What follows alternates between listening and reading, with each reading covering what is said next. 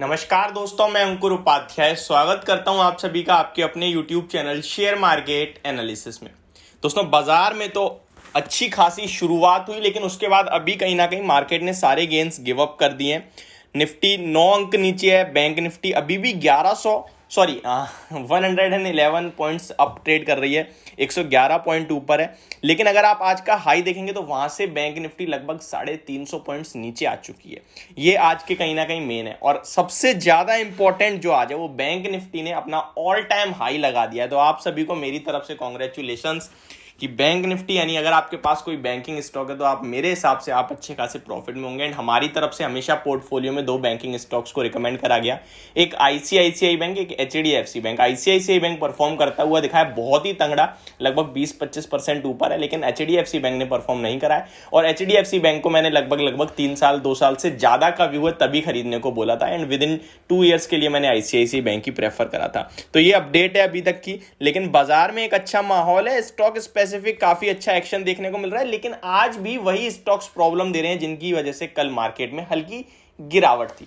IT stocks, दोस्तों अगर IT stocks की बात करें तो इन्फोसिस का एकमात्र ऐसा शेयर है जिसको मैं रिकमेंड कर रहा हूं, मैं आपको बाय करवा रहा हूं, पोर्टफोलियो के अकॉर्डिंग होल्ड करवा रहा हूं अगर है तो, ट्रेडिंग पोजीशंस के लिए नहीं कह रहा हूं। लेकिन ये स्टॉक चल नहीं रहा तो लोगों का कॉन्फिडेंस डगमगा रहा है। दोस्तों मुझे पता है अच्छी तरीके से जो चीज परफॉर्म करती है वही चलती है। इस मार्केट में हर बंदे की अलग थ्योरी है, हर एनालिस्ट की अलग थ्योरी है, हर कहीं ना कहीं आप बड़े बड़े इन्वेस्टर्स देखोगे उनकी भी अलग थ्योरी है। क्यों है, मैं आपको समझाने की कोशिश करता हूं। अगर आप किसी 10 लोगों से अलग अलग राय लोगे तो 10 लोगों की अलग अलग राय निकलेगी।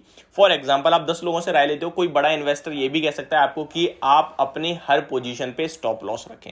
आप अगर स्टॉक 500 को ले रहे हैं तो आप ये कह दें कि भाई 400 के नीचे जाएगा तो मैं इसे छोड़ दूंगा। वहीं आप अगर किसी और से पूछे तो हो सकता है उनकी राय ये हो कि 500 वाला 400 पे मिल रहा है, मेरे लिए अपॉर्चुनिटी खरीदना चाहिए। तो एक बंदा तो वहां पे बिकवा रहा है और दूसरा बंदा खरीदवा रहा है। यहां स्टॉक मार्केट में हर सेकंड सौदा होता है और हर बंदा ये सोचता है कि मेरा फैसला सही है।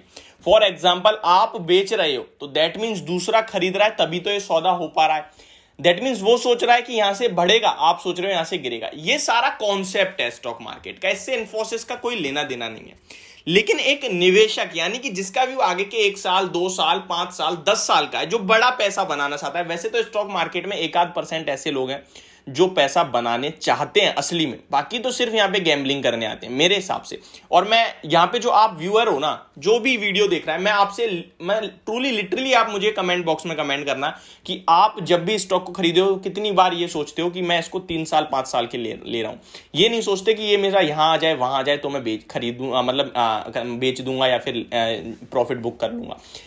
इस तरीके की जिनकी भी थ्योरी होती है कि आज खरीदें, कल बेचें, परसों बेचें, वो मेरे हिसाब से पैसा नहीं बना पाते। मार्केट उन्हें 10-20 बार पैसा बनाने का मौका देती है, लेकिन एक ही बार में सब छीन लेती है। इसीलिए मार्केट काफी बदनाम भी है। लेकिन जो निवेश करते हैं उनके लिए यहां पैसा बनाना उतना मुश्किल नहीं है जितना कि नॉर्मल इंसान के लिए। तो बस मैं आपसे यही कहना चाहता हूं कि अगर आपकी लंबे समय का निवेश है एक स्टॉक में, तो उस स्टॉक की आप क्वालिटी को चेक करें।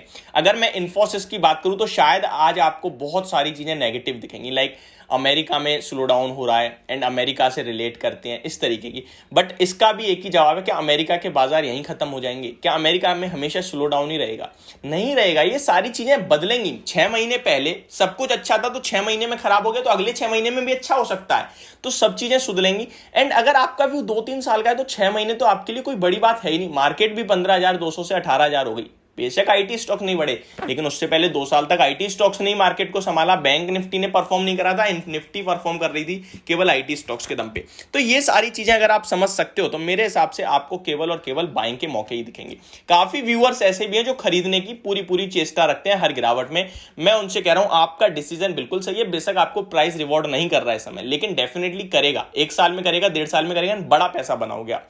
अभी मैं इन्फोसिस पे अपना व्यू दूं तो देखिए, आज भी ये स्टॉक अच्छा खासा करेक्ट हो गया है, दोबारा से नीचे जा रहा है।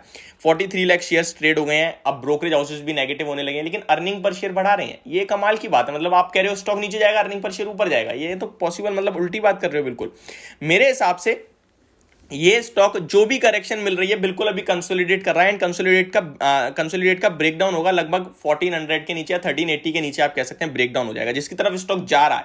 अगर ब्रेकडाउन होता है तो इस स्टॉक में लगभग आप सभी को 1200 रुपए तक के भी लेवल्स देखने को मिल सकते हैं। जी हाँ, 1250 1200 तक के। अब 10% और करेक्ट हो जाएगा। मैं तो सिंपल सी बात कह रहा हूं भाई कि हर 5% पे एक्यूमुलेट करो आप, और इतना एक्यूमुलेट नहीं करना कि 1 लाख का भी लगाया फिर 5% गिरा तो 1 लाख और लगा रहे हैं, फिर नहीं, आपने 1 लाख लगाया तो केवल 10,000 और लगाओ 5%, फिर 10,000 10% का एक्यूमुलेट करो बस, इससे ज्यादा नहीं। अगर आप ज्यादा करोगे तो फिर तो सारा पैसा एक ही स्टॉक में हो जाएगा, जो कि खराब है। इसलिए हल्का करिए और एक समय पे आके छोड़ दीजिए।